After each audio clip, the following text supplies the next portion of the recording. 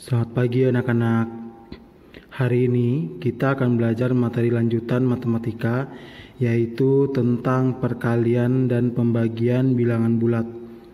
Sebelum kita melanjutkan contoh soal atau bagaimana perkalian dan pembagian bilangan bulat, ada beberapa aturan yang harus kalian ketahui. Bapak harap kalian bisa paham aturan-aturan yang terdapat pada bilangan bulat. Contoh ya, ini aturannya. Apabila bilangan positif dikali dengan bilangan positif dikali bilangan positif, maka hasilnya pasti bilangan positif. Begitu juga kalau bilangan negatif dikali bilangan negatif, hasilnya pasti positif. Ya, kalau bilangan positif dikali bilangan negatif, hasilnya negatif. Kebalikannya juga sama, bilangan negatif dikali bilangan positif, hasilnya negatif. Di sini untuk lebih gampang kita mengingatnya adalah ingat saja kalau tandanya sama, nih kalau tandanya sama ya, ini positif sama, pasti hasilnya positif.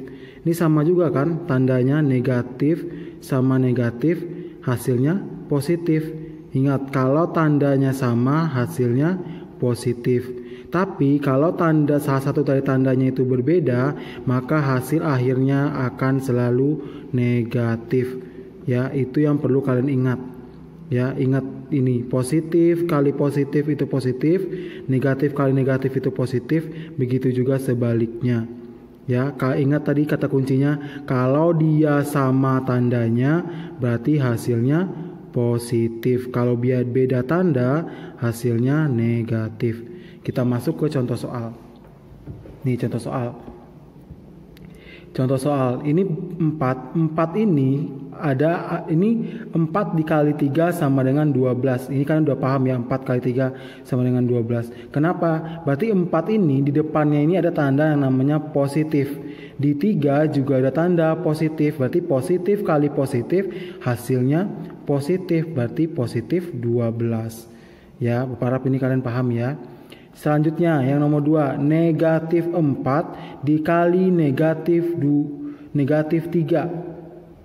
Ya, berarti ini negatif dikali negatif, hasilnya tapi apa? Kalau negatif kali negatif, kalau tandanya sama berarti hasilnya positif. Berarti hasilnya positif.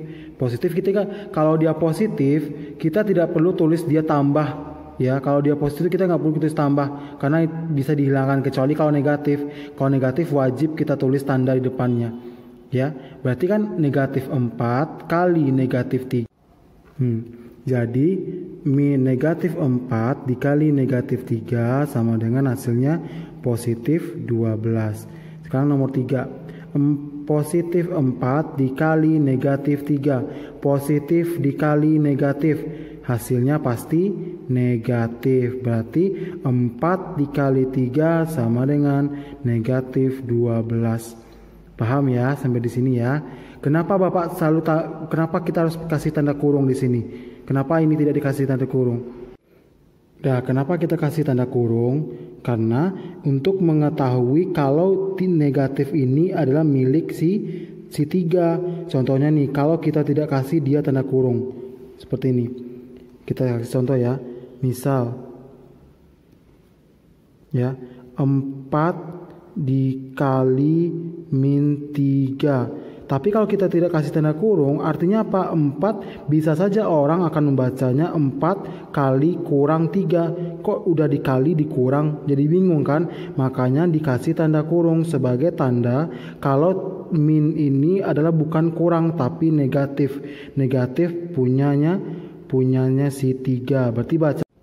Jadi kita tetap wajib ya, kita harus bikin tanda kurung sebagai pemisah antara negatif 3 dengan 4. Karena apa? Karena dia ada 2 tanda di sini, harus kita pisah dengan tanda kurung.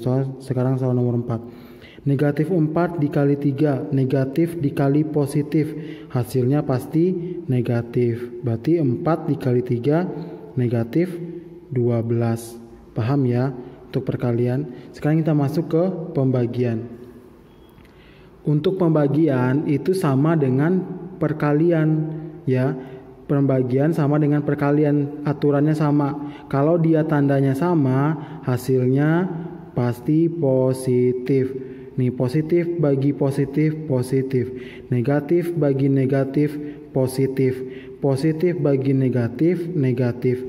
Negatif bagi positif, negatif. Kalau dia sama, hasilnya positif. Kalau dia berbeda, hasilnya negatif. Hampir sama dengan perkalian. Sekarang masuk ke contoh soal. Yang pertama, positif 12 dibagi 4 sama dengan positif 3. Negatif 12 dibagi negatif 4 sama dengan negatif bagi negatif sama dengan positif 3. Ingat tanda kurung. Kalau kalian tidak bikin tanda kurung untuk memisahkan antara tanda bagi dan tanda kali dengan bilangan di belakangnya, Bapak akan salahkan.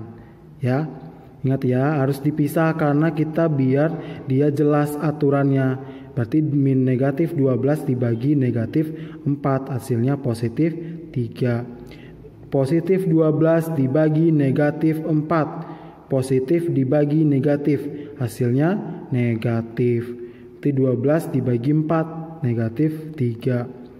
Negatif 12 dibagi positif 4, negatif dibagi positif, hasilnya negatif. 12 dibagi 4, negatif 3. Ya, sejauh ini paham ya anak-anak ya. Nanti ada tugas yang Pak berikan, kalian kerjakan menggunakan caranya sama seperti yang Bapak contohkan.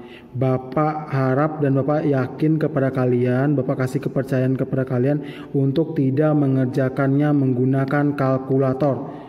Hitung sendiri, pakai coretan ya.